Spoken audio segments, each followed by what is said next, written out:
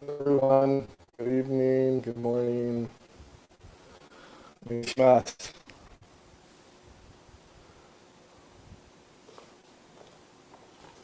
Today I'll read Shokushu number 8, Plus Life. The absolute universe is one. Here two opposing actions appear, and the relative world is born. This is called yin and yang in the Orient, and plus and minus in the West. A bright, vigorous life is called a plus life, and a dark, oppressive one is called minus. Let's work towards a plus life by eliminating all minus ideas from now.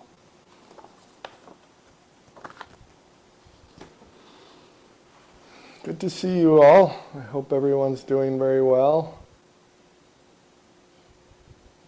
Okay. So we're all here. We gather here on these different days of the week. For us, it's a Sunday to practice together, to share some time, and to be in this practice that has come from our teachers, to do this together.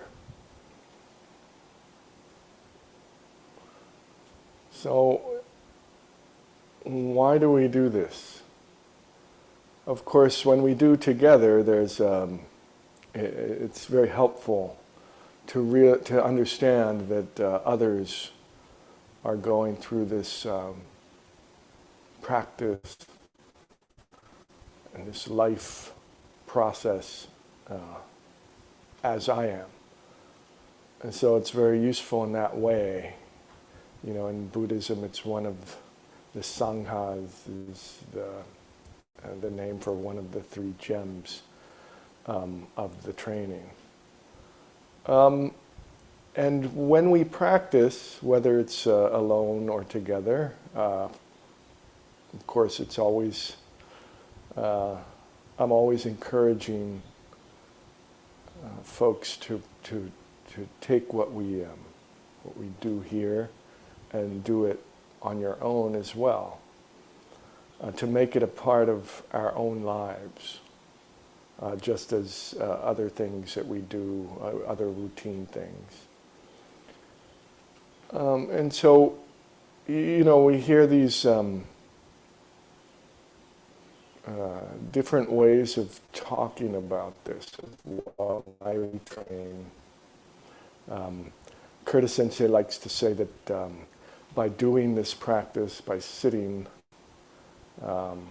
we give ourselves a chance. We give ourselves the opportunity.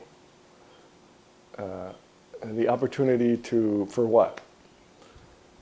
Right? And he would in the past he would say to wake up. And of course, for me, this was thinking like there's going to be one specific moment where everything is suddenly transformed. Right? But more recently, recent years, I've come to a different understanding of all of that.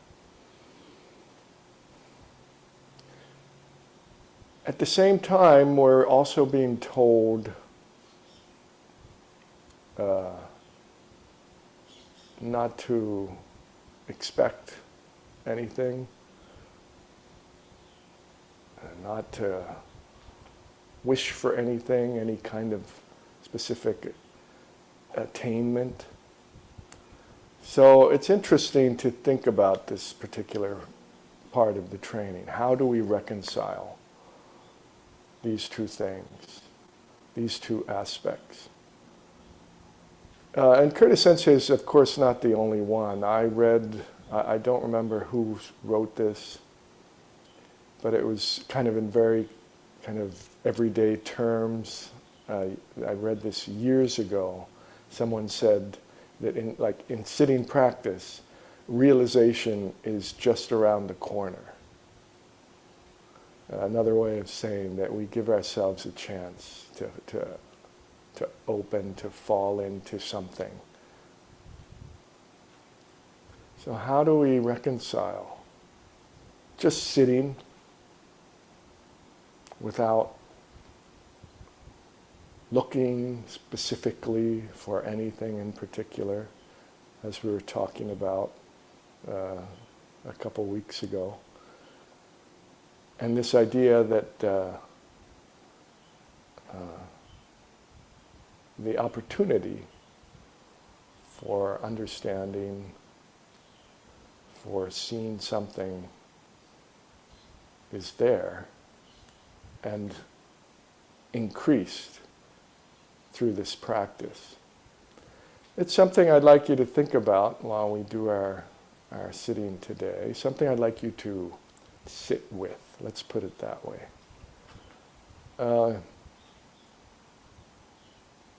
I kind of like, there's this British philosopher who studied Asian religion, spirituality. His name was Alan Watts, and I like the way he explained or described all of this. He would say that that life is like a dance, and so when we dance, we don't dance with the intention of going from here, say this point A, to point B, to finish somewhere specifically, right?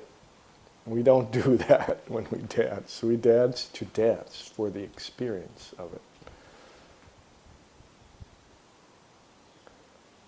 And I'm kind of offering this as a way to reconcile these two aspects of our training. Just sit without expectation, and realization and understanding is right there for us.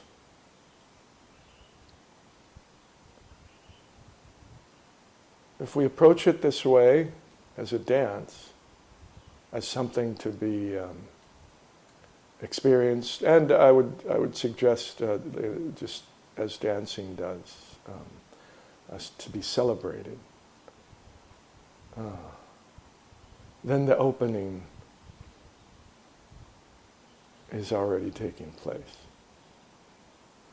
And I struggle personally with the fact that not everybody in this world is in the position to do that. But those of us who are here in this class today are. We have access to this teaching, in other words. We have some basic kind of situation in life that allows us to get together like this. So we celebrate because of that. We experience fully because of that. In other words, we take advantage of the opportunity. So as we sit today, I'd like you to sit with this, and you can raise any comments or questions you would like related to any of this, any of your practice. All right? We'll follow our usual pattern. We'll start with some key breathing.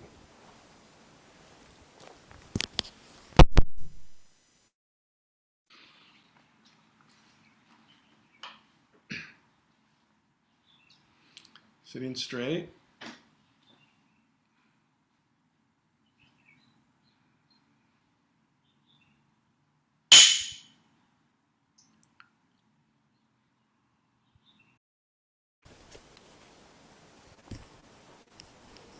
All right.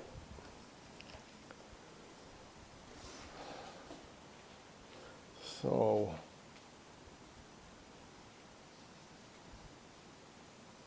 waking up, realization, seeing through, and no expectation, no looking. How do we come to terms? How do we bring these two together? That was my question earlier. Maybe you have a comment about that, or about any other aspect to this training. I can't see everyone, so if you'd like to say something, just go ahead and speak up.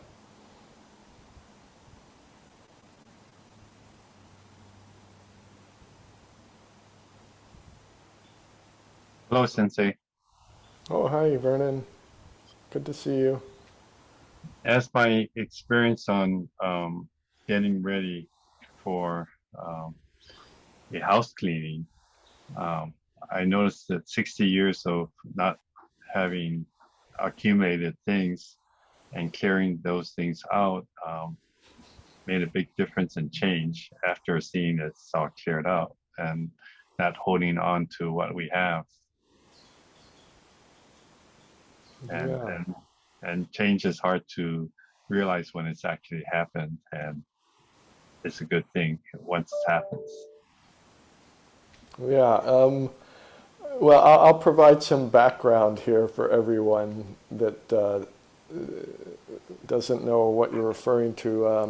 Vernon's in the process of putting his father's house um, on the market for sale.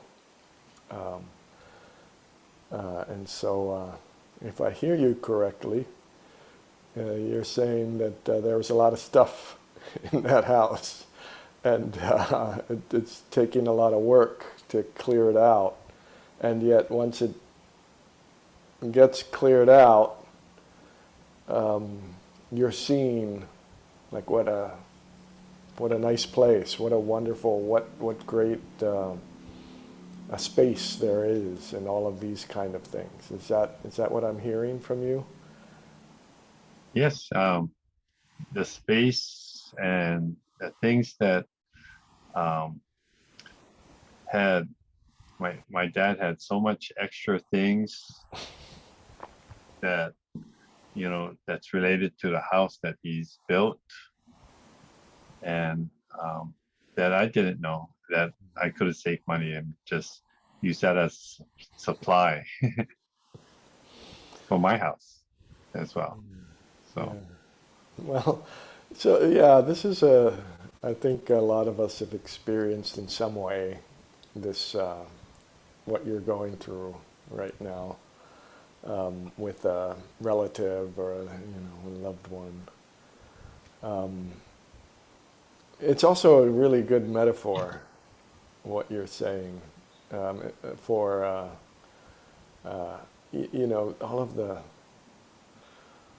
all of the things we carry with us through our lives. So if you don't mind, I'll say just something brief about that, just about how at some point, and it may happen early in our lives, it may happen later, it may be very progressive. That's typically how it is. We need to let go of our stuff, right? We need to just, you know, let it go. Whatever that stuff is, it's different for different people, but in the kind of the cumulative effect that it has is very similar on everybody. It holds us, it weighs us down, and when we're able to just drop, something that we've been carrying. Again, I'm talking in metaphors here, something internal. It could be guilt. It could be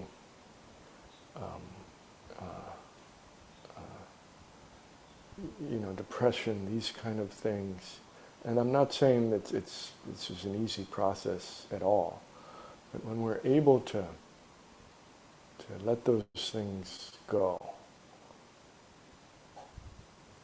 then we can see all of the space around us. Space around us opens up.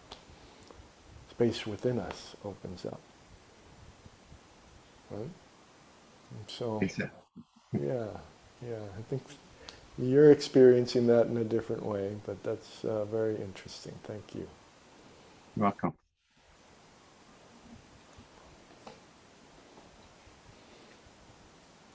Anyone else? Hi, everyone. Good morning, good evening. Hello. When you mentioned earlier about life is like a dance, I interpret it as we have to be prepared whatever corners we turn. We cannot control our dance partner, maybe a life, whatever throws at us. We could be hitting a corner or a wall if we want to just go one way or the other.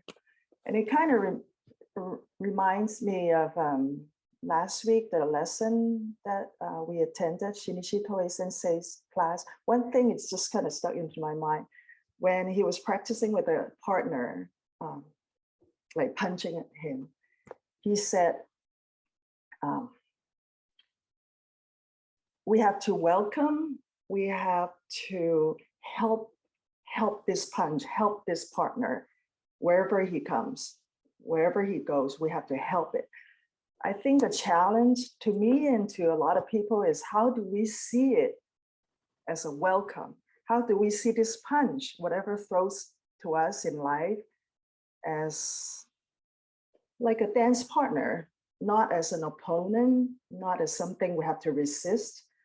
So I think maybe through this sitting practice, I come to learn how to make friends with my mind, understand my mind, how it works better. So maybe I can get a better chance how to cope with it, to be with it, whatever throws at me, and not to have that much of a desire to control the outcome I want. I'm not sure whether this going in the way that you mentioned is like how to reconcile, but it's always a challenge. Even if I see that side of me that I can let go more, but I still want to resist. That's I wanted to say. Well, it's a great comment. Thank you.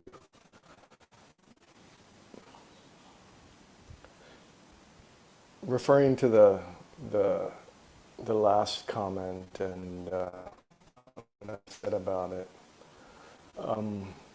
we ourselves carry those things that you're talking about with us, right? And you are understanding that because you're saying getting to know your own mind, getting to know your own habits. Our habit is to keep away, keep out of my area here. And this is my area. Don't come in my area. This kind of approach to life, and we often we have no idea that we do this in our lives. And as you've commented, as you're experiencing, by sitting, you are becoming aware that, every dance partner is different. We may have someone very light on their feet, And oh, that's just wonderful. And then we may have someone who's not light on their feet. To use another metaphor here, um, and sometimes we might, I think, we experience others that differing way as attack, as personal, as some kind of insult or aggression towards us. It doesn't have to be that way, right? We can just see it as being clumsy, being misinformed, not having enough understanding, not being clear in thinking, right? Not seeing clearly. That might be a better way to say this. And when we can do that with our partner, we can work with that, right? It doesn't necessarily mean that we have to teach them something. It can just be opening to that, to what they're, where they are in their process, in their life process. You see what I'm saying? In other words, this is a big, the comment that you're making is a really, really big one. It's a really big step for us. Not only in our Aikido practice, in our sitting, but in our experience of life, in our ability to open more, to celebrate more, to experience more fully. This is a really big one, to make this shift from seeing, oh, it's that over there that's causing all this trouble, to experiencing what is it bringing up within me? What am I doing that may be contributing to this situation? It's a big one, and we all need to go through that in this practice. It's not just with someone out there physically being aggressive to us. It's right here in our homes. Right? So if we can make that change, make that shift, the sitting gives us a great opportunity to do this. And we can then allow that openness to reach others, to seep into the experience of others.